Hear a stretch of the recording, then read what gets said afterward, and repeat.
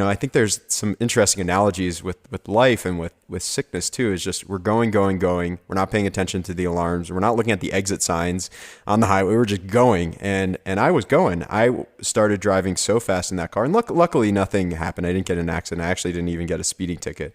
But I was going multiples upon multiples of the speed limit. And I realized at that moment, I am just so out of control. And I felt so in control of this car. And so there was an interesting contemplation there of just what's actually in my control and what's out of my control.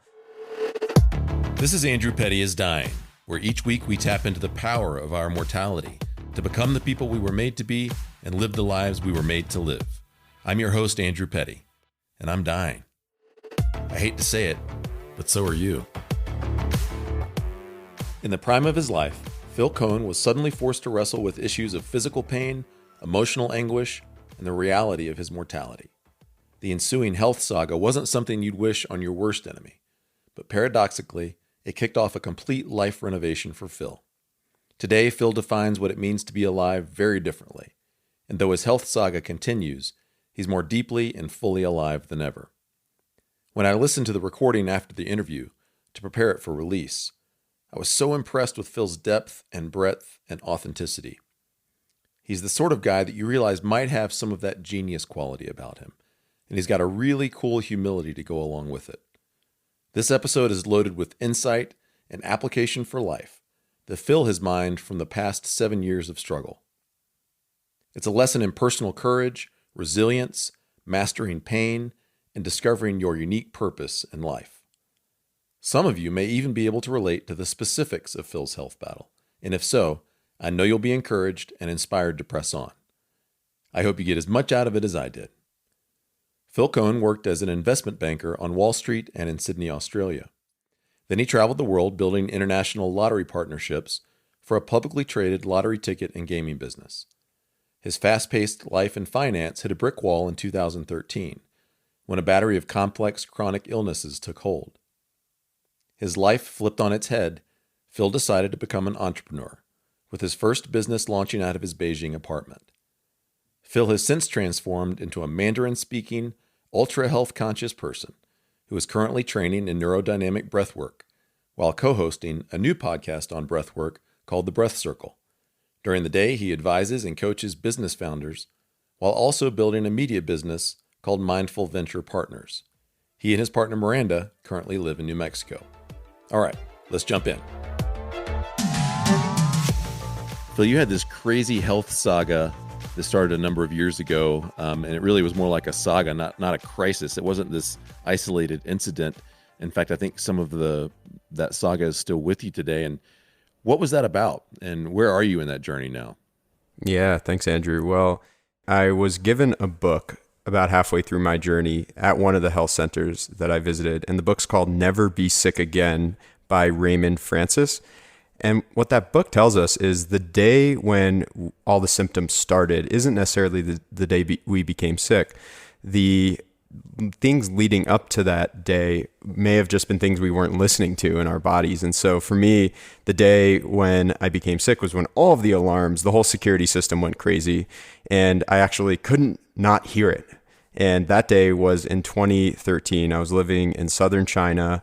It was November, and I had this really gnarly food and water poisoning that led to an unbelievably upset stomach and being in the hospital for a few days with an IV. And once I kind of fixed that and, got my stomach working again and whatnot, I had all of these other symptoms that had arisen. And so as this book later taught me, the symptoms were there. I mean, anytime we have a headache or we have a back pain or aches and pain, whatever it might be, our body's trying to tell us something. So at that point on, I had all these things that I just couldn't avoid. The alarms were still going off after I kind of fixed that food and water poisoning. And for me, it was a process of dealing with a lot of fatigue for the subsequent months, and a lot of brain fog, a lot of irritability, continual digestive issues. And so this saga, as you described, it has continued for a number of years, undiagnosed and misdiagnosed. And people said, oh, you have chronic fatigue syndrome, you have leaky gut, you have this, you have that. Here, try this supplement. You might need more vitamin D. You might need. So I kind of went on this runaround of trying to fix it, but not really knowing what was wrong with me.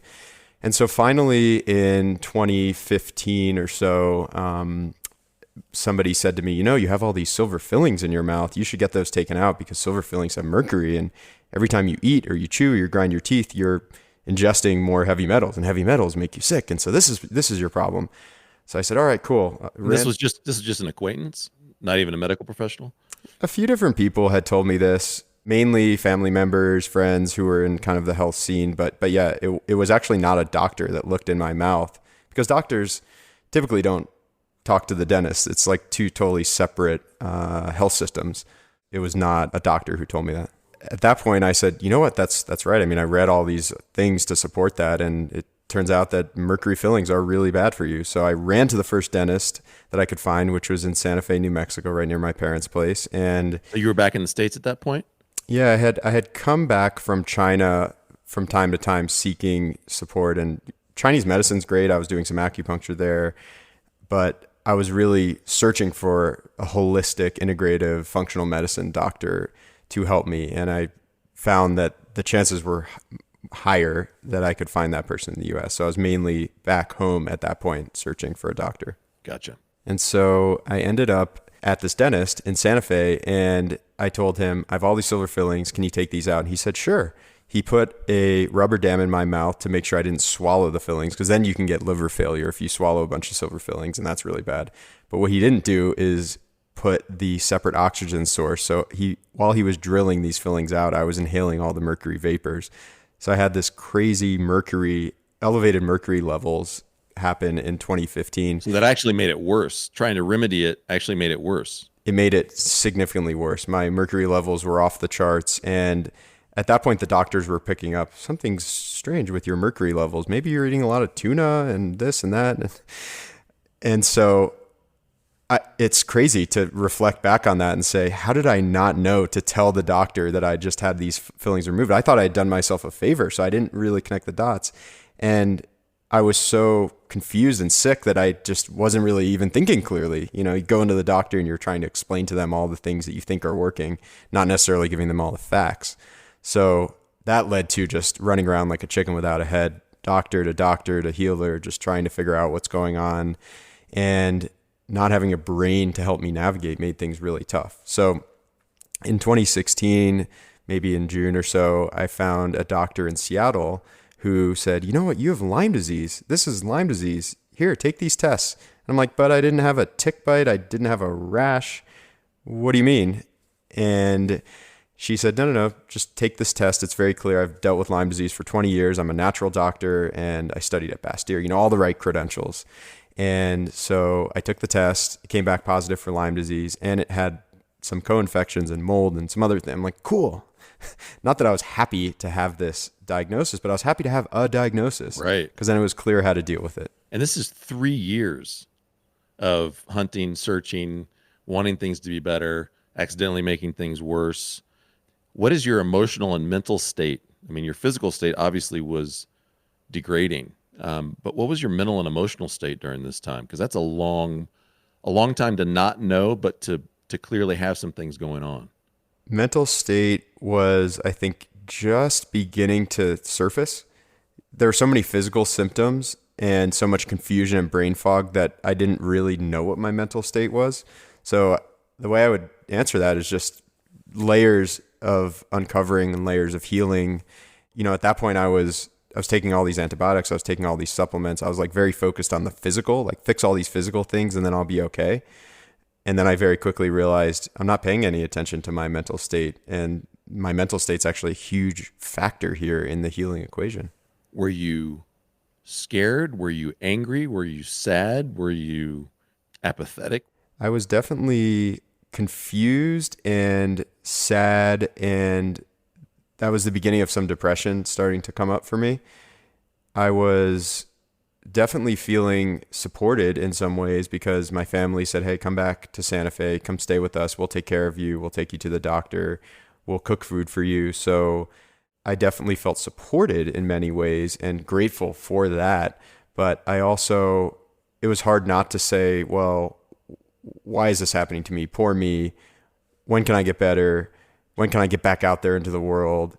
I'm now in my early 30s. I want to go back out there. And so there was this impatience that I felt a lot that I didn't really know how to deal with, because nobody could tell me at that point what is really the timeline that I'm working with to fix my mental state or to really create better habits and better, I didn't really know what else was involved beyond just the physical healing. That's only a small part of what I had to go through.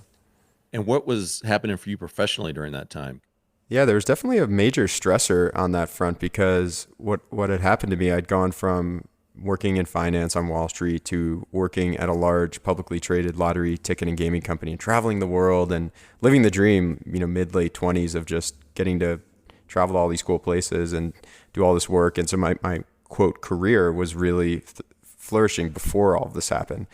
Then when I was living in China, I was focusing on a startup, my first startup, and had a great team around me, very smart and patient and just motivated team who was starting to be bottlenecked by my health issues. And so there was a stressor on top of all of this related to work that was really hard. And so at that point, I was working remotely with this team that was based in Beijing, and then more and more becoming a San Francisco team as well. And just finding that it was very hard for me to add value and show up for them. And that was really hard. It was really stressful for me. I bet it was. So you've connected with a practitioner of integrated medicine of some sort, and he's the one who's going Lyme disease and this and that and the other. Pick the story up from there.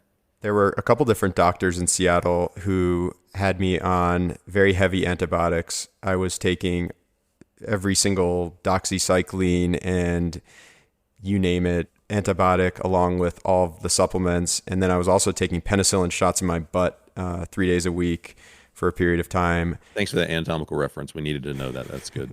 Not in my arm, in my butt. Okay, gotcha. And I literally had a stack of supplements out the door, and every few months they would go bad and I would buy more, and then I would realize some of them didn't work, and it was just a mess. And then I started seeing another doctor in Seattle who had me doing some IV therapy. So I was doing vitamin C infusions. I was doing what they call the Myers cocktail, and doing colonics and all of these like supportive therapies as well, in addition to the medicines I was taking. And there was a period where I actually felt better, and I did get better. And then there was a whole new phase that came after that. What was that? So I continuously really struggled with finding the right diet, and there's always all these different opinions, right? Have a keto diet, have a gluten-free diet, dairy-free. And I found myself eliminating everything on the planet, where I was just eating like lettuce and grass-fed beef pretty much all day long, and some bacon for breakfast, which was fun. And it was clear to me that I wasn't healing because I wasn't rebuilding my microbiome, because my microbiome had been wiped out by all of these antibiotics. And so what's the process for rebuilding your microbiome? Well, that's like super complicated. So it was just a lot of trial and error. And I really believe your stomach is your second brain. And so a lot of my mental symptoms that were arising were very tied to my stomach. And so there's a circular thing of like, try to fix your stomach and fix your brain. And people were starting to tell me, go off and meditate, learn how to meditate. This will help your brain. And so there was this whole circular thing happening. And so the next phase for me was very much getting into meditation and starting to realize, holy cow, the power of the mind. My mind had been in such challenged places, but holy cow, my mind can still go to amazing places through meditation, like, through a very simple process of learning how to meditate, which is very elusive and hard for a lot of people. What flavor of meditation have you found is really best for you and gets results that are significant? That's a really awesome question. Meditation to me continues to be elusive in terms of one specific practice. What I've noticed is that meditation, and particularly mindfulness, I would call it, comes in a lot of different shapes and sizes. Meditation is about calming the mind, being present, creating space in between thoughts, and having the breath be central to that. So what's really led me to my latest kind of iteration of mindfulness practice is actually breath work. The practice that led me to breath work was a type of meditation called Vipassana, which is 10 days of silence, basically being a monk for 10 days. And you practice noble silence, which is no spoken language, no eye contact, no gestures, no body contact. And you eat all vegetarian food for a week in this center. And there's 200 or something of these centers around the world. And so that made me realize that meditation is so powerful. The first 3 days are all about the breath. So that made me realize it starts with awareness of the breath. And then, there's many different types of meditation, of course, and I'm still exploring what meditation practices are best for me, but breath work is the gateway to meditation. And we'll touch more on the breath work later, because that's a fascinating part of what you're doing these days. And breath work keeps popping up on my radar screen. And as I've told you before in previous conversations, I haven't yet been a participant in it, but it just fascinates me. So let's make sure we touch on that later and the work that you're doing with that. What are the other parts of the story that will be helpful for our listeners to know in order to understand what you've gone through before we kind of get to the so what? How has it shaped who you are now? Yeah, so I think for me, there's this process of being kind of out of control in life and not being in control of driving my life in the direction that I wanted to. And so there's kind of a funny story around this that very much ties to driving a car that made me realize that I was out of control. And where is this on your timeline? What year into this whole process? In the late summer of 2018, it was August or so, I had been monitoring swapolice.com. And I had been kind of curious to maybe start leasing a car because I had just been at home for so long. I've been living in Santa Fe. And I get so much joy out of being out in nature and driving. And there's a presence and a mindfulness and a meditation to driving a vehicle, to driving a motorbike, to being in control of something. And just to be real clear, so in 2018, you were still actively dealing with the residual effects of everything that you'd gone through. It was still an active management process. Definitely. There have been many peaks and troughs of the last 7 years. And what I typically find is that there is no fix here. There's no set of supplements or antibiotics or things that are going to fix me. I've become very sensitive to my surroundings through that whole process. And so there have been several blips along the way. 2017 was very much a lot of mold in a very old home in San Francisco and just a lot of stress and I think trying to do a lot that led to a lot of symptoms coming back and then just a crash and a move back to Santa Fe. Yeah. Before we get to the Swapolice story, what is your current experience of the alarms that you were mentioning before that show up to indicate that something's going on in your body? If you were to rate it from 0, which is there's no residual stuff, to 10, what number would you give yourself in terms of the intensity of the experience currently? The intensity of the current experience is still a 10. Wow. What's still kind of mysterious to me is there's not a number 1, a number 2, a number 3, a number 4 where I'm like, okay, the 4 alarm is going off. Why haven't I paid attention yet? It goes from 0 to 10 very quickly. And I'm still in the process of really figuring that out because I think on the one hand, I get frustrated that I'm so sensitive, but then on the other hand, I'm very grateful that my body tells me so clearly that something's off. And I'm tuning in a lot to the work of Joe Dispenza. It's actually some of the meditations I'm doing are his meditations. And I really believe that he's onto something. He's onto a level of health and healing that can really benefit a lot of people in our society. And he talks a lot about just how the space in between atoms and the physical space versus the energetic space. And we as humans are mostly energetic beings. Whether or not we want to believe that, we think of our ego self and our physical self, but we're very much affected by the energies around us and the things we listen to and the things we, see and whatnot. And so I'm noticing that I'm really sensitive to that. And I probably always have been. My alarm system has become much more highly tuned to that. So I'm constantly noticing, and there's this whole world of toxins that live around us that we don't really need to pay attention to until the alarms all go off and we have to. So yeah, I'm still working on fine tuning my sensitivity to the level 1, the level 2, the level 3 alarms before things get to a level 10. Right. So as we're talking to you today, you're very much in the midst of continuing to write this chapter of your life and to figure out what it means and to move through it. Yeah, absolutely. I think there have been times where I'm like, okay, if I just create a bubble around me, if I put all the air filters and water filters and great relationships in my life, I can kind of live in a bubble, or I could realize that that's impossible. And so I've recently come to realize the minute I turn on the news or the TV or open up Instagram, I'm ingesting toxins in some way, shape, or form, and those are affecting me. And I'm grateful that I now know that. And I think for me, the process is not anymore putting up a bubble. It's more just figuring out how to surround myself with as much good energy as possible, ingest as much healthy food, eat as much organic food as possible, but also build a resilience that will allow me more and more to face the outside world, because I can't stay at home in Albuquerque for the rest of my life right now. The way things are it's interesting. Coronavirus has kind of forced me to do that and to realize that and to write that chapter in my story. But yeah, a lot of this I'm discovering is just building that resilience to deal with these forces that are really strong from the outside, no matter where you live.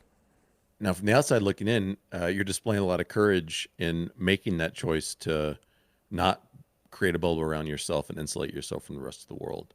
What has allowed you, and I still have in mind the story about the swap Elise thing, by the way, we'll come back to that.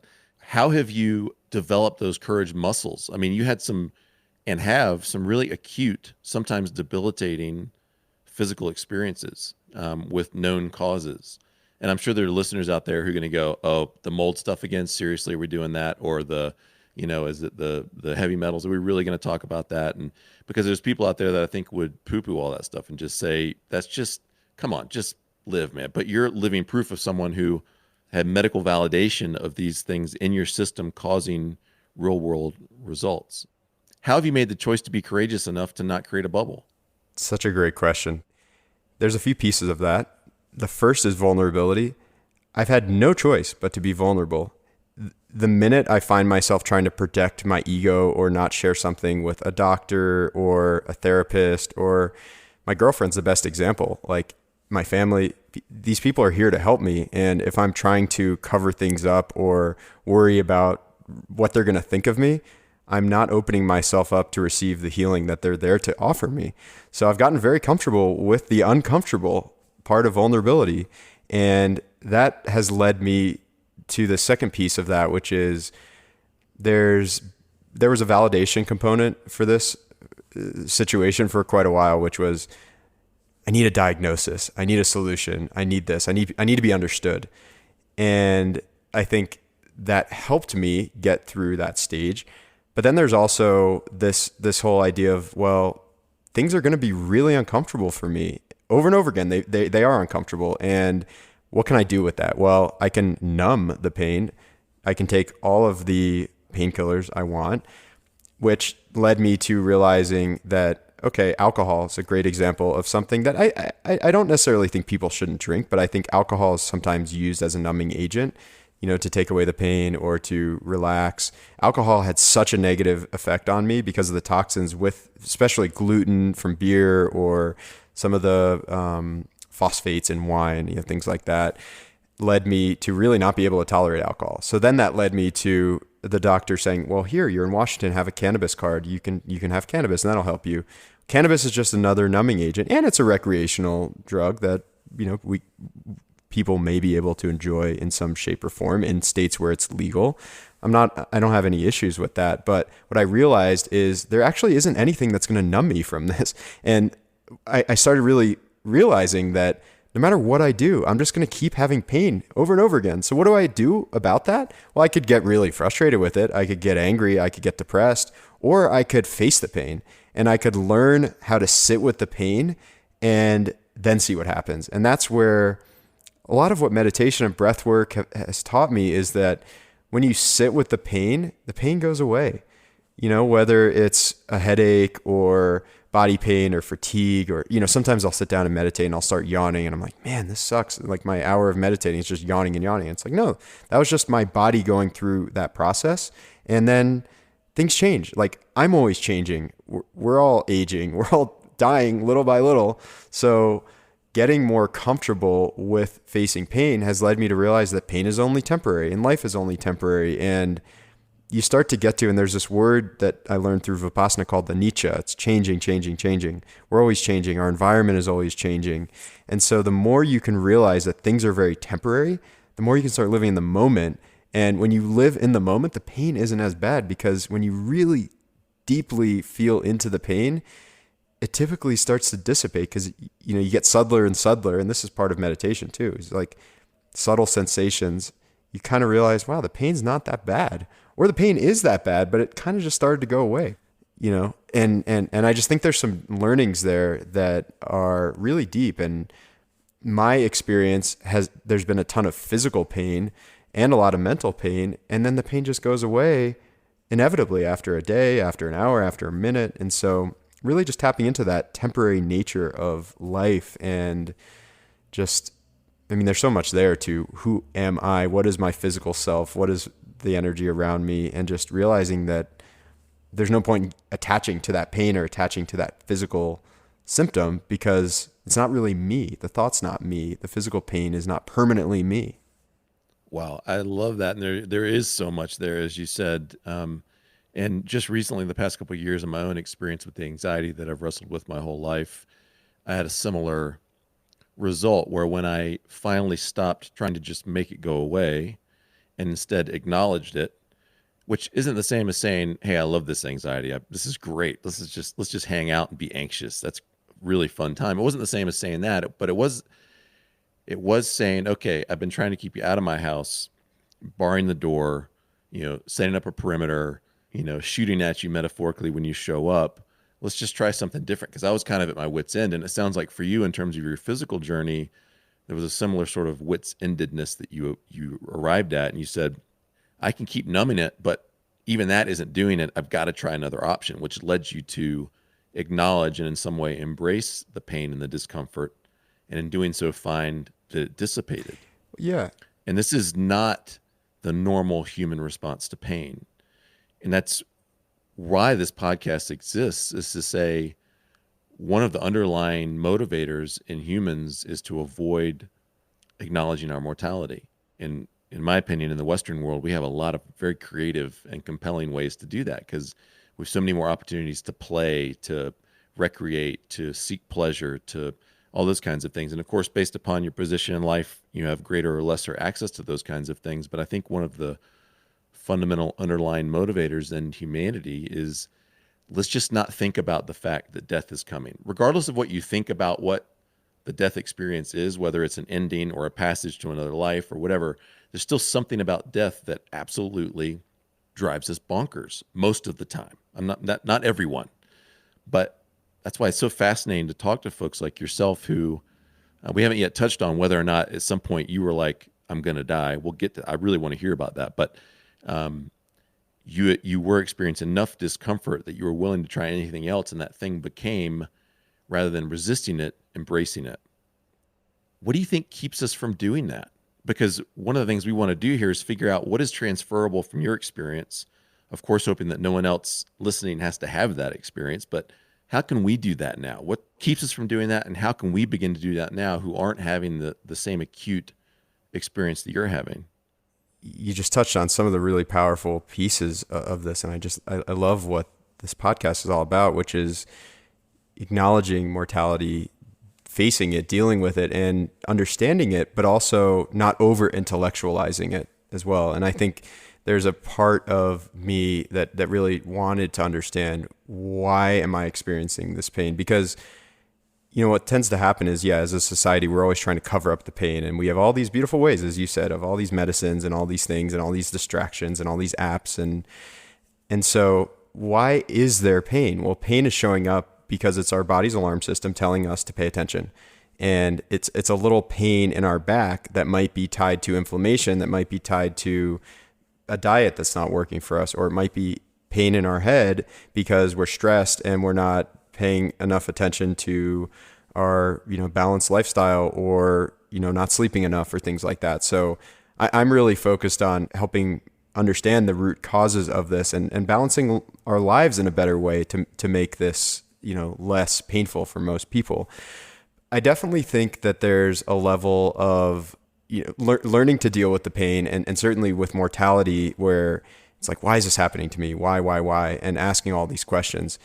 And people may have to go through that, what I call the intellectualizing process. However, I think what I've come to believe is I'm never going to fully understand this. And I've been fortunate enough to not have death pop up on me with a close family member yet. But it's only a matter of time. And I've had close friends pass away. And I certainly have and still do think there's some level of elevated, or I should say accelerated mortality in me now based on what I've gone through. But instead of questioning that and spending all this time intellectualizing it, which we as humans have these beautiful ways of asking questions, I'm just trusting that things are happening the way they're meant to, and that the more I can deeply listen to the pain and follow the signs of my body and the things around me, the closer I get to living my life's purpose and really living in the present moment. That's the best I can do without spending a lot of time trying to understand why this or why that, and certainly not how do I cover up the pain. I mean, forget about that. There's no more covering up this pain. And as much as I hate to admit that, it's just the way it is. I can't do anything about it. That why question, in my experience in life and my experience as a coach, is almost literal quicksand for us. You can be moving along, and as soon as we start asking the why questions in a persistent way, it's like we step into quicksand and start struggling. Of course, when you struggle in quicksand, you just sink deeper. At least that's what happened to Indiana Jones, I think. I've never been in quicksand. But so I think that's a really profound thing for us to contemplate, is that the why question doesn't really get us anywhere. But what can I do right now? Who am I right now? What do I want to be different right now that I can make progress toward? Those kinds of questions create movement, and movement gives us the opportunity to grow and to learn and to gain more insight. So I love that perspective on the why question. Before we get too far gone, let's go back to the swap a lease story, because I think there's a lot wrapped up in that story. It represents a particular moment for you. So finish that swap a lease story that you were starting. Yeah, so rewind back to September or so, it might have been August of 2018. I had decided that one of the things that would bring me happiness, because back then I was still playing around with a few physical things that might make me just better and happy. And I was thinking, man, I love cars. I love machines. Maybe if I get a really cool sports car, that will make me happy, because driving a sports car is kind of like meditating. So maybe I can hack the system here a little bit. And so I was monitoring swapalease.com for, some sort of cool car that maybe had several months left in the lease, and I could just get this vehicle to make me happy. So anyway, I found a chartreuse BMW M4 for a really good price, and it only had 11 months of the lease left. So it ticked all the boxes, and it was a hardtop convertible, and it was a 6-speed manual, and it had all the cool modifications, and it was right there in New York City, where I was spending some of my time at that point in time. And so I got this car, and this car was so much fun, as you can imagine. It was funky. It was classy. It was really fast, yet also refined. It could be really loud. It could be really quiet. I mean, it had all these different modes. And so my brother's girlfriend said, we should call the car Miranda, which is crazy because 5 months later, I met the love of my life named Miranda. So real quick, the takeaway is, if you're looking for love, lease a really fast car and name it, and then that love of your life will show up. Is that what we should understand? Is that the prescription here? That is exactly right. And okay, great. You heard it here. Make sure to have it be a really flashy, beautiful color too, so that you can just talk about how much you love your car and how beautiful she is as well. Awesome. Cool. So for me, this car was so much fun, and it was a way to get out there and drive and drive and drive. And so at that point, I didn't realize it at the time, but I was really out of control. I mean, what the heck was I doing driving a sports car and even leasing a sports car without, at that point, I didn't have a job. I was really out of control. And so the moment when I realized I was really out of control, I was speeding along the highway. And, I think there's some interesting analogies with life and with sickness too, is just we're going. We're not paying attention to the alarms. We're not looking at the exit signs on the highway. We're just going. And I was going. I started driving so fast in that car. And luckily nothing happened. I didn't get in an accident. I actually didn't even get a speeding ticket. But I was going multiples upon multiples of the speed limit out in, whatever desert, Bumble, wherever, Utah. And I realized at that moment, I am just so out of control. And I felt so in control of this car. And so there was an interesting contemplation there of just what's actually in my control and what's out of my control.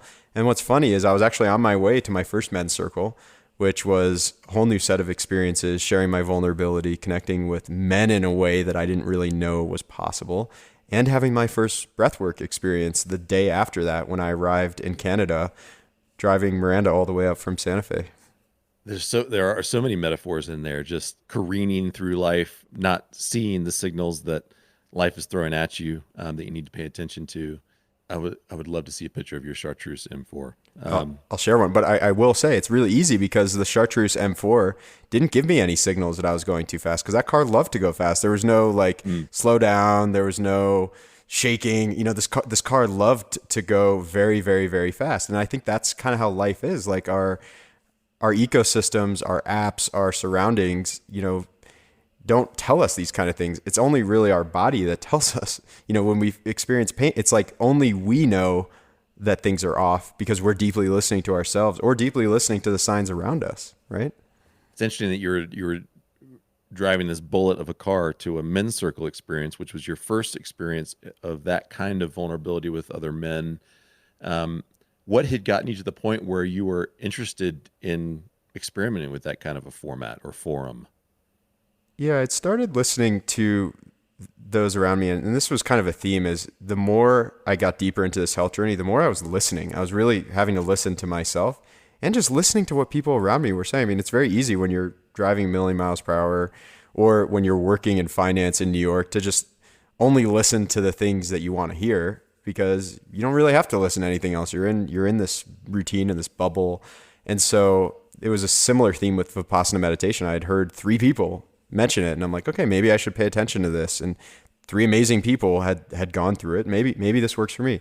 So similar with men's circles, I had been hearing from really amazing men in my life, like, hey, you should try a men's circle. And even women too, saying their boyfriend, wow, they have a great relationship. Like, maybe I should just pay attention to this. And so I was invited to a men's circle, and it just occurred to me, what do I have to lose? I might as well just show up for this men's circle.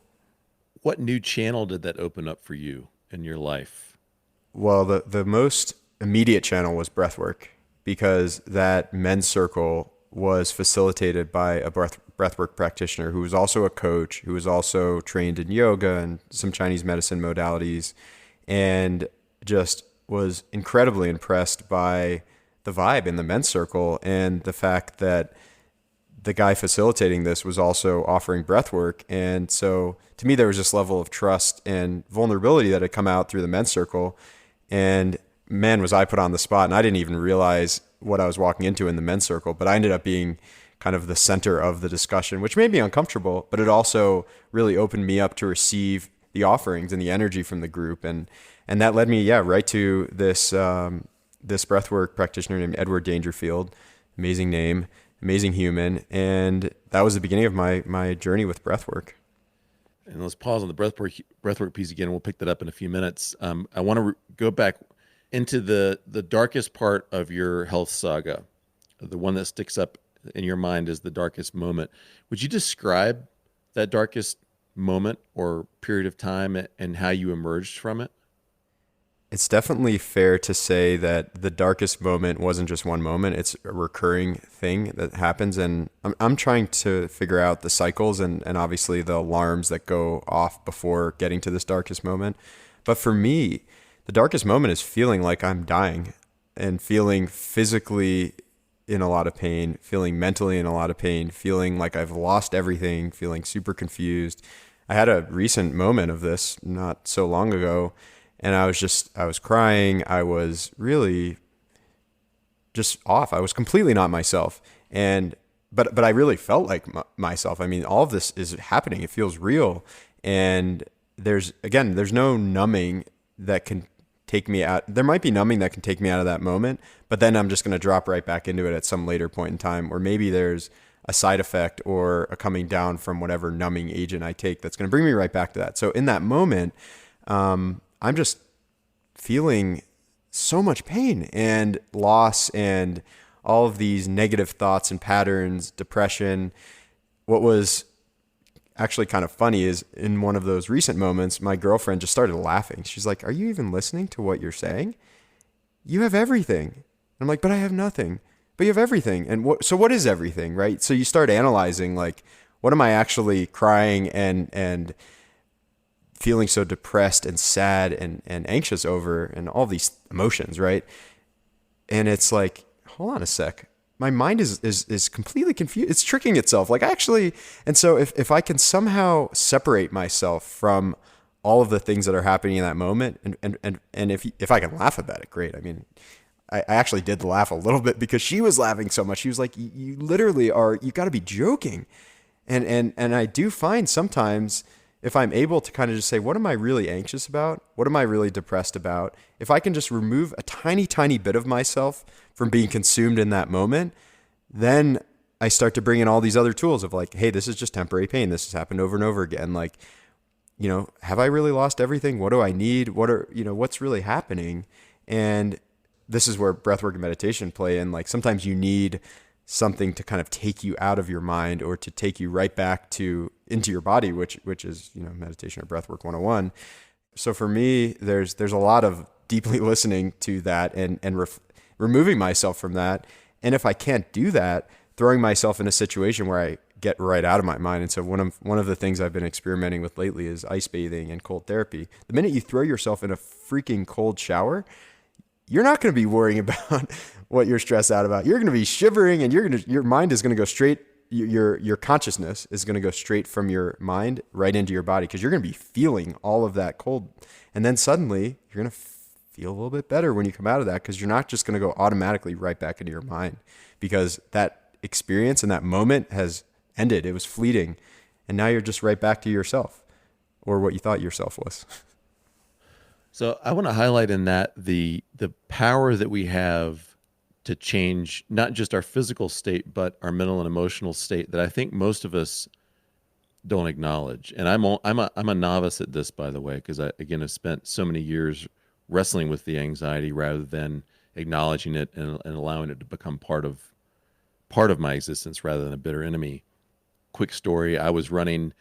And my particular flavor of anxiety is usually around catastrophic health events, like fearing that my heart's just going to explode, or I'm going to get some major cancer. Or when I climbed Kilimanjaro back in '04, the whole way up the mountain, I'm just hoping that my heart doesn't explode, which is like an awful way to climb a majestic mountain over the plains of Africa. Just, your whole experience is around hoping your heart doesn't explode. And I was running the other day, and it was a long, steep run. And I decided, you know what? I'm not going to verbalize any of this crap about my heart's going to explode.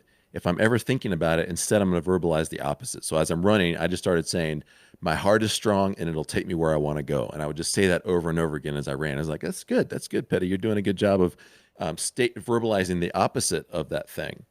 And I think it was good, because it was definitely a replacement of the negative stuff. And as I ran, on my way back down, I began to realize, but I'm still focused on that thing.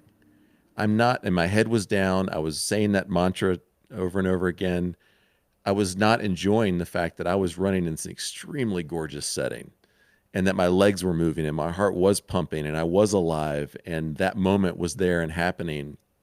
So I started transitioning from that mantra to just picking my head up and seeing the scenery around me. And just over the course of that, 2-hour run, I had this whole range of experiences about different ways we can forcefully manipulate our state to adjust how we feel. And the ice bath is much talked about these days as a way to change your state. And I just want our listeners to hear that, because all of our listeners have their own dark moments, whether it's the sort that you've had with this health saga and its recurrence, and all of the just tremendous intensity that must bring to you mentally and physically, or it's someone out there who just feels sort of stuck. Maybe they're stuck professionally or personally or in a relationship or whatever it might be. We all have some version of dark moments, and we really have the capacity to disrupt that dark moment and to do something about it. Movement, action is the key. One of the ways I say it is simply, if you're stuck, get moving. If you're finding yourself really stuck on the couch, then literally just get up and don't be on the couch anymore. And I think your story is a powerful example of that. And you bring a lot of credibility to it, obviously, because you've had this now 7-year health saga where you've had to I mean, you've tried just about everything under the sun to get some freedom from this. And you're telling us that you can, in those darkest moments, change your mental, your emotional, and your physical state by intentionally doing so. And I think often when we're in those darkest moments, we don't realize we have that capacity. And those dark moments have their own gravity that begins to suck us in. And the more we allow it to suck us in, the stronger the gravity gets.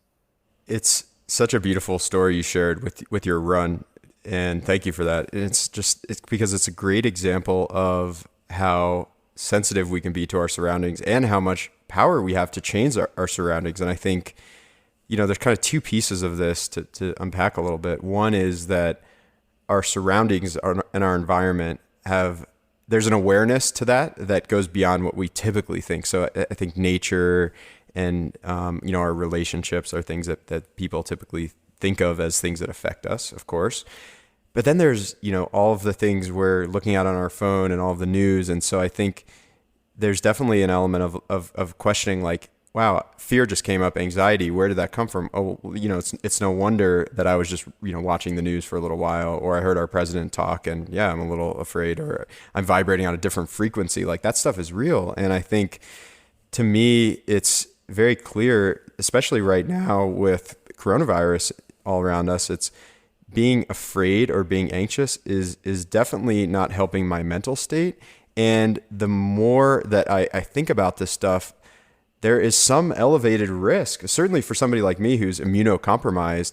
The more I'm like also really, really scared and going out, I'm probably making myself more susceptible to coronavirus. So it's just yet another lesson of being super afraid and fearful and having doubt and all of these negative emotions. Those are real, and they're truly adding elevated risk to me. So it's just another lesson for me that it doesn't help for me to let those emotions overtake me. Compare the pre-health saga Phil to who you are today. What are the key differences? Yeah, the key differences with the pre-health crisis, health saga Phil to the current Phil are mainly just a level of listening and awareness difference. I mean, I wasn't at all listening to my body. I wasn't at all paying attention to what health really meant and manifested itself as. I mean, pre-health crisis, I almost said pre-COVID. There's almost three stages of this. There's pre-health saga, then pre-COVID, and now post-COVID Phil. Right. But anyway, yesterday Phil, the day before Phil. But the biggest thing for me is I just have this understanding of health that's completely changed, right? I mean, I have always thought I was a healthy person. I would always eat healthy food and go to the gym and run and things like that. And so way back in, 2008, 2009, 2010, before these things arose, I thought I was super healthy, but I didn't at all understand mental health. I didn't at all understand my mind. I didn't know how to listen. I wasn't at all compassionate with relationships and just, family members. Like, my relationships were very shallow, I think, in that sense, because I wasn't showing up. I didn't really know how to be there and support people in like a really deep and meaningful way. That's like a big piece of all of this. But then there's also a part of me that was not paying attention to, or sort of kicking the can down the road and like, what is my life purpose? I was very much about, cool, I've got this finance job. It's paying me a lot. I might as well just keep going with this until something tells me I shouldn't. Like, why would I leave this high paying job? I don't have to quit. I'm doing pretty well. People seem to like me. I'm getting to travel a lot. I'm getting to live nicely. I'm not really worrying about the bills. So the current Phil is very much in the opposite position. I don't have recurring paychecks. I don't have that financial security. And to some extent, I've let the pendulum swing in the other direction, which is like, I don't care about that, because I felt at many points in time like I might die tomorrow from this weird Lyme disease thing. So I don't care about getting some big high paying job. So now I'm kind of trying to put it back in the middle, which is, how do I live my purpose, which is very much leading to, some interesting things with breath work. And the story's still writing itself. I mean, I don't know how this is going to play out. I know that I like doing a few different things. I like being an entrepreneur. I like building technologies. I like building products. I like helping people. I like coaching people. I like guiding people. So there's some element of coach and technologist and maybe even investor that is still yet to come.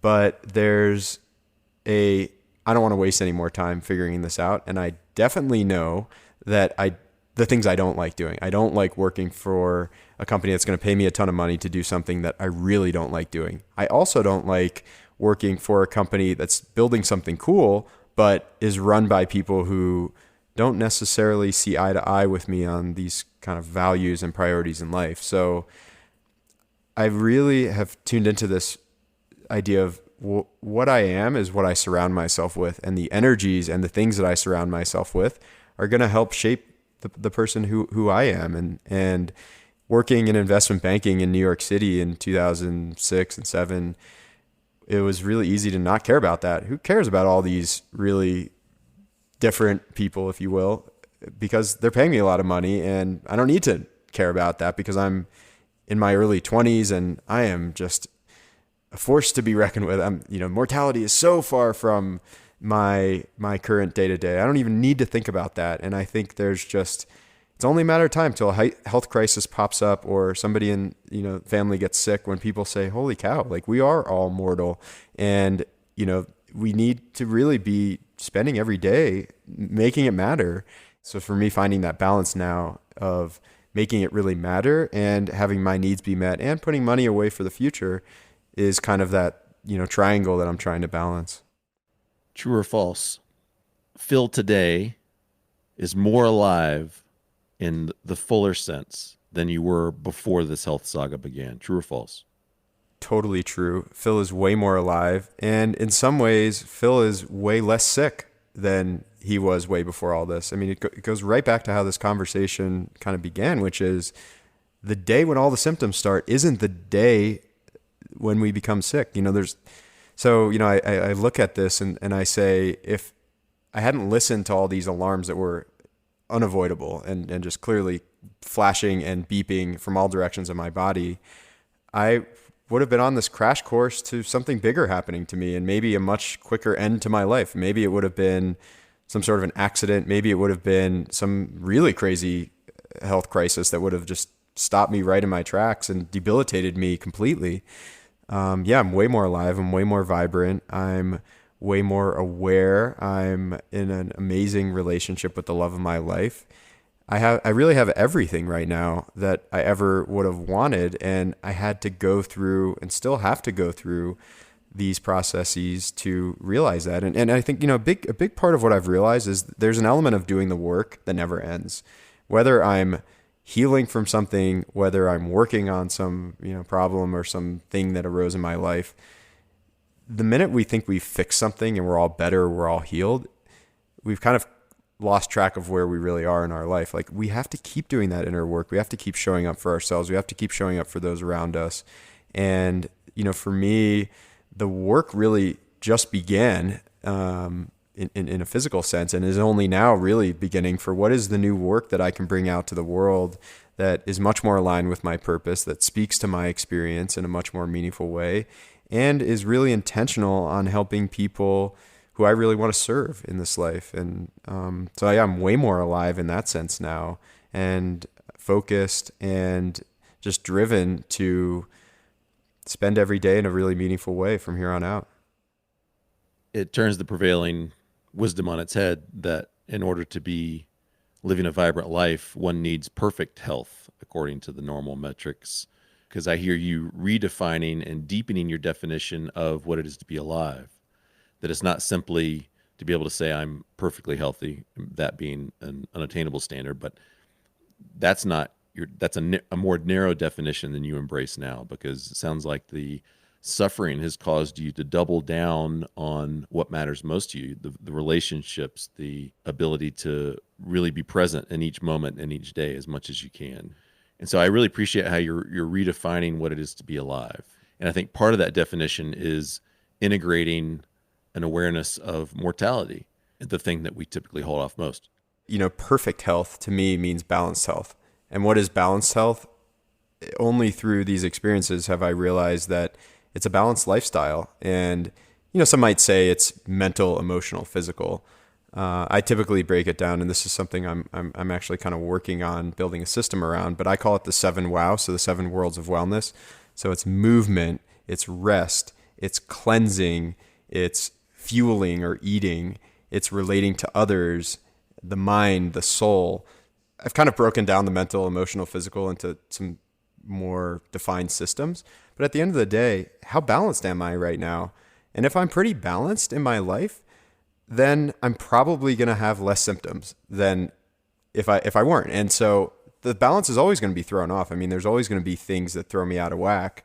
And the more I can acknowledge where the unbalance has come from and lead myself back to the balance, then, the happier I'm going to be. And so, it's identifying those tools. Like, what do each of those worlds mean for you? Is it the yin and the yang? Is it, the whatever Deepak Chopra calls it, his 6 pillars of wellness? Like, what are your worlds of your lifestyle, worlds that matter to you? What does your movement world mean? And how balanced are you across the other worlds? And I really think that a lot of people will find, as you dig into these worlds, wow, I wasn't really paying attention to the fuel world. For me, is not just food. It's things I'm looking at, things I'm listening to give me energy, or not, or they're full of toxins because I'm listening to Donald Trump talk all day long. Like, these things affect me. And the more I'm aware of them and the more I pay attention to that balance without, creating some metric of, I'm constantly looking at my phone and I'm like slightly out of balance. Oh no. But just being a little bit more aware of, nature and things, can really fuel a lot of that balance, then, I'm more likely to be a little bit happier and a little healthier. You have sort of a mental dashboard, and you're kind of monitoring those gauges to see if any of them are redlining. And it's not, the expectation is not that all of those gauges will be optimized, but simply that you have an ability to evaluate how your specific human system is operating and make adjustments as needed. Mm-hmm. Very cool. 7. Wow. That really works. I like that. That's your concept? Yeah, I've had a few iterations of this and 4 different startup attempts at creating a kind of a system around lifestyle navigation or lifestyle choice navigation, because this is very much what I wish I've had all along the way, that I wish I could have given the doctor to say, here's how my 7 wow looked over the last month in between visits, so they can understand, because people say keep a food journal, or like, what were your symptoms last month? And I found that these doctors, who were amazingly talented, amazing people, didn't have the full tools to help me show up for me to show up in a way with the information to help them help me. And then on a deeper level, doctor, healer, coach, meditation guide, the list goes on in terms of the people that would use this information. I've been very much iterating on some technology that might make this more, I don't want to call it hackable, but a little bit easier for people to navigate, to not go through a lot of the things that I went through. So yeah, 7 wow is the latest kind of tag or way of describing those worlds of wellness. Can we share those in the show notes for folks to just begin to develop their own dashboard? Yeah, for sure. And I would love for people to get in touch with me, and I'll keep people posted on how that's evolving, because I really hope that turns into something pretty awesome and systematic for people to use. I do too. You've got a powerful journey that can benefit a lot of people before they have to go through what you've gone through. 2 other questions that I want to chew on with you as we land the plane here. How would you describe your relationship to death before the crisis, and how would you describe your relationship to death now? And maybe that feels weird to talk about having a relationship with death, but I truly believe we all do. It's just a matter of how conscious we are of it. So pre and current relationship with death. Yeah, so before this health saga, death was not even in my vocabulary. It didn't even matter. I mean, early 20s, making great money, traveling all around. I was like invincible, and it was awesome. Like I really was. And so why think about death? Nobody around me had died. Nobody was particularly ill. There was a point in my late 20s where a really close coworker of mine got cancer and very quickly passed away. And that was the first time where I was like, wow, death is really a thing. And I mean, of course, when I was younger, I had a few grandparents pass away, but I was too young to really understand it.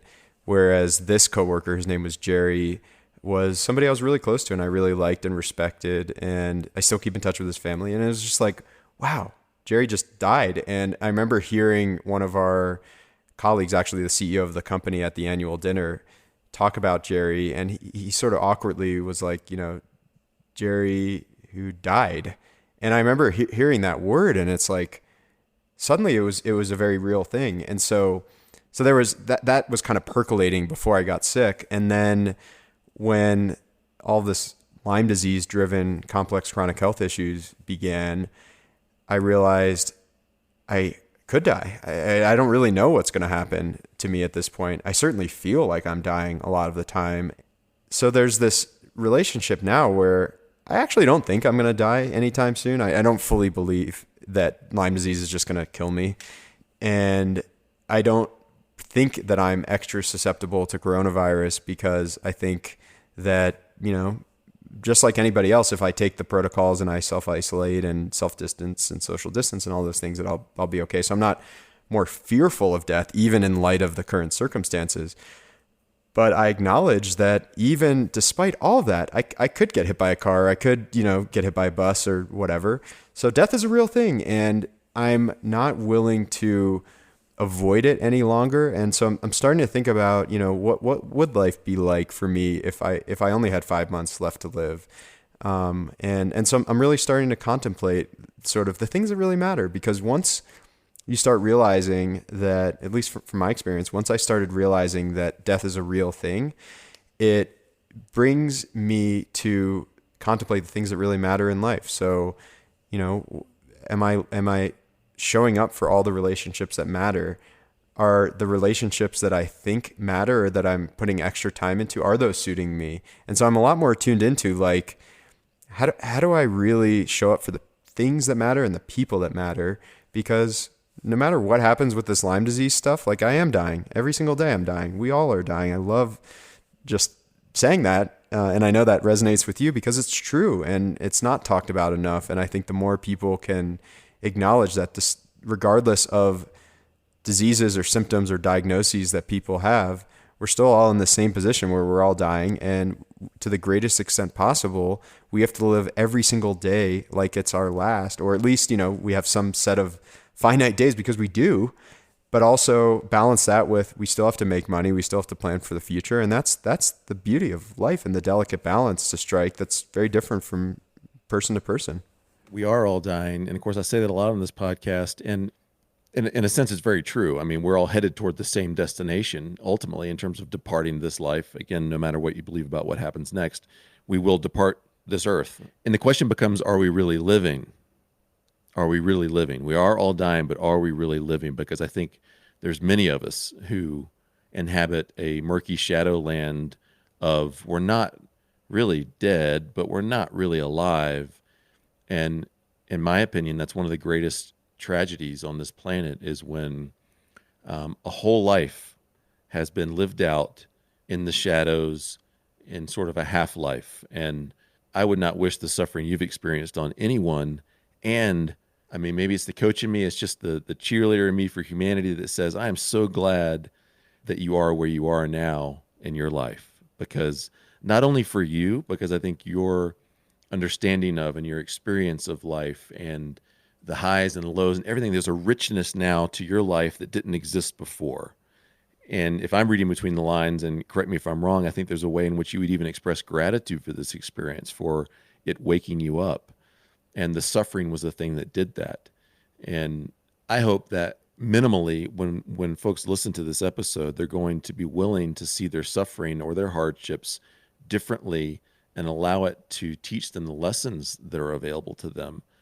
Maybe your story will accelerate people's willingness to live now, to embrace now, to leave it all out on the field of life, because we don't know when the end is coming. And we can't answer that question, but we can do something about right now. And I hope that your story is going to help with that. What do you hope we learn and apply from your story? Yeah. So for me, there's a huge thing going on right now in the world, which is, as you said so eloquently, are we really living life to its fullest? And so I think it's really easy to say, well, what is life going to turn into when coronavirus goes away? Will it ever fully go away? When will it go away? We don't really know.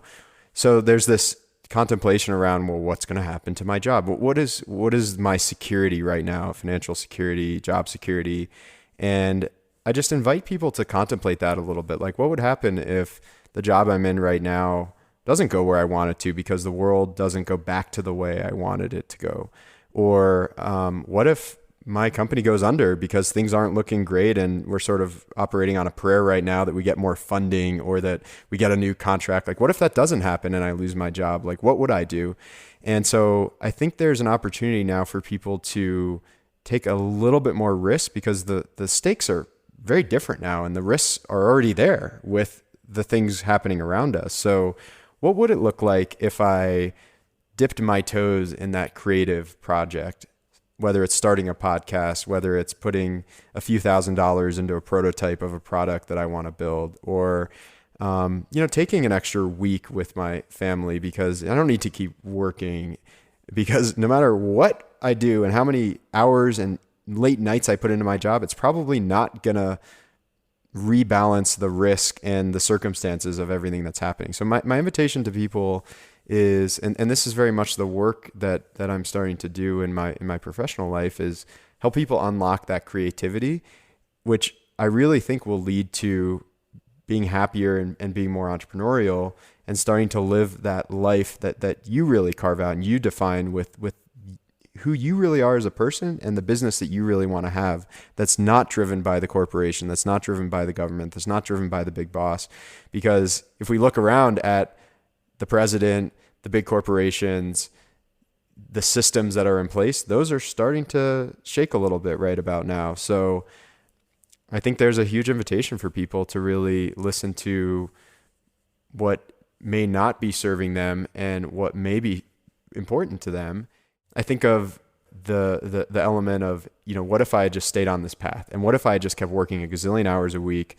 I may have even gotten to the point of being a father or grandfather and then suddenly had a heart attack. And so it's like, well, is what I'm doing right now best for my family? Well, what's best for my family is probably me being the healthiest person myself to continue to show up for my family and my friends.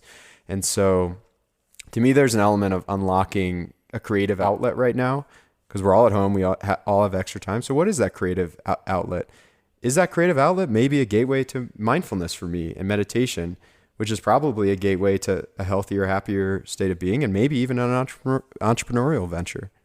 I want to double down on that because we are living in a pretty wild time. We've hopefully we're emerging from the most intense round with the coronavirus and the shutdown and all that kind of stuff. And I don't want to get into the politics of all this because it is so inflammatory right now, but I think some things we can safely say about the environment we're in right now is that trust in the experts, quote unquote, and in whoever they are external to us to save us is at one of the lowest points ever, at least in my adult experience. And we've lived through some things, 9/11, but in many ways, 9/11 and those kinds of experience became rallying points and rallying cries. We became a more unified nation in many ways around those experiences. But right now, just armchair quarterbacking the thing, there's a splintering happening. We have a new flare-up of racial injustice and the outcry against those things going on too. And so what I want to double down on is, listeners, you may not have had Phil's experience, or maybe you have, and you can really relate to what he's saying. And I hope you'll connect with Phil and me via social media and other channels to discuss that after the fact. Maybe you haven't had that experience, but you are sharing in some version of this collective experience we're having in America and in the Western world around the pandemic and whether or not the experts are trustworthy or whether there's huge conspiracies going on. One of the things that I think that forces us to do is to determine whether or not we're going to assume more full responsibility for our lives than we have before. And one of the things I hope this podcast will do is help each of us assume more full responsibility for our lives. I think we're all placed in the driver's seat of our life when we're born, especially as we emerge into adulthood. But I think that very few of us actually, at any point in time in our life, firmly grasp the steering wheel, put our feet on the pedals, and make it go where we'd like it to go. All of the things being acknowledged, there are external influences that can change the course of our life. So I hope that the external circumstances we're all experiencing, the distrust, the virus stuff, racial unrest, I hope all of that is causing all of us to ask ourselves whether or not we are really in the driver's seat, holding the steering wheel, pushing the pedals of our life ourselves? Or are we still looking outside of us for salvation, for rescue, for direction? Because a world where most of us are looking outside of ourselves for salvation and for help and for hope, and I don't mean in a spiritual sense, I mean in a, living your life sense. That's a world that continues to run more and more off the rails. But a world full of more Phils who have taken suffering and allowed it to shape them into a more fully engaged, more fully self-responsible person, a world full of Phils is a world that gets better and better. That is awesome. It's so awesome what you just said, man. Thank you. And you just double down. I'm going to bet the whole table. I'm going to bet the ranch on the fact that relying on the experts, and I say that in quotes, the powers, and I say that in quotes, to help us and fix us and get us to the next stage is definitely not going to work. I'm just going to bet on that. And maybe I'll be wrong, but I'm going to bet everything I have that what you just said is right. And so the invitation then is for us to ask ourselves, what am I an expert in? What is my superpower? What can I do, or what can I bring to the table that's going to help? And boy, if each one of us can really think about that, each one of us has so much power in ourselves, and the human body is powerful in itself, and the body's ability to heal, that in itself is super powerful. But just the individual and the human nature, the creativity, the consciousness models that each individual has built from our experiences creates so much uniqueness and so much power. And so what can each of us do on an individual level to bring more power, empowerment as well, to help rebuild a world that is, so in shambles with racial inequality and social inequality, and all of the inequalities in the world are clearly happening right now, with racial inequality very much being front and center. And I want to acknowledge that. I think we really have to all pay attention to that right now to get us through or move the needle on such major issues that are causing all this injustice and things. But just deeply listening to what am I able to have in my control? What is my superpower? What can I bring to the table to help with that? Maybe little by little we can all affect change and create a new world. And for sure, and Phil, you're helping to do that in your own life. You're helping to do that by being in this podcast. This podcast is helping to do that by helping to wake people up and allow them to embrace their power.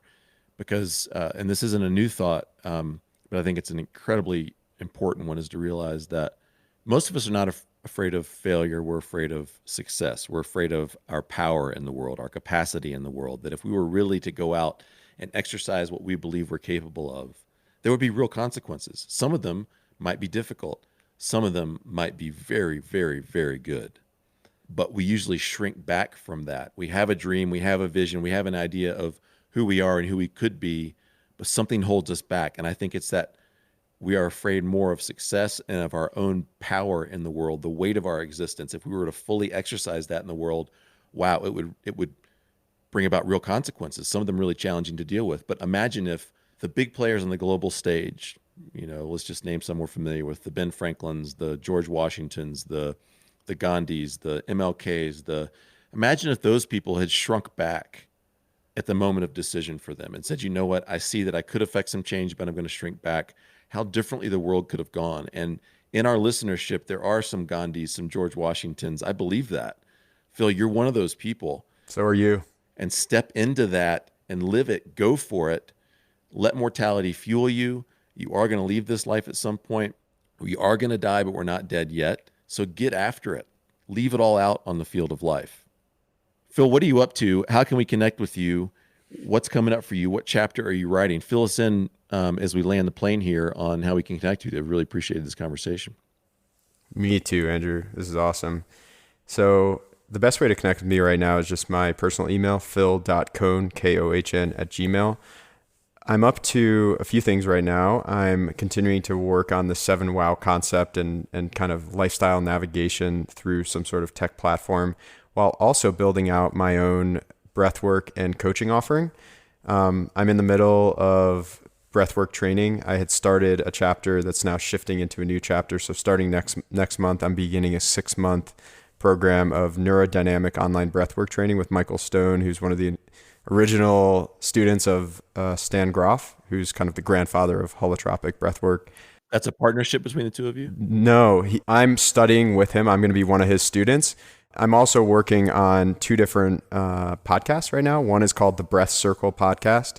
So you can go to thebreathcircle.com. You can go to Instagram at the Breath Circle Podcast. And we actually interviewed Michael last week. It's going to be one of the next episodes coming up, just talking about the power of breath work and where to find breath work, who's doing what and where, and the art and science of breath work. It's something I'm obviously very passionate about. So we're demystifying that through a podcast and hopefully also building out a website and a community around that. And then I'm also doing a second show called Stratoscast, which is focusing on the frontiers of health and wellness, the pioneers, whether it's entrepreneurs, investors in this space, and bringing much more of a business lens to health and wellness through my experiences and some of the people in my network. And so you can find Stratoscast on social media and Google and ask me about it. It's still an evolving baby as well. Man, I get tired just thinking about all the stuff you got going. That's awesome. You got a lot of irons in the fire. You've got a lot to offer. I hope you guys will connect with Phil.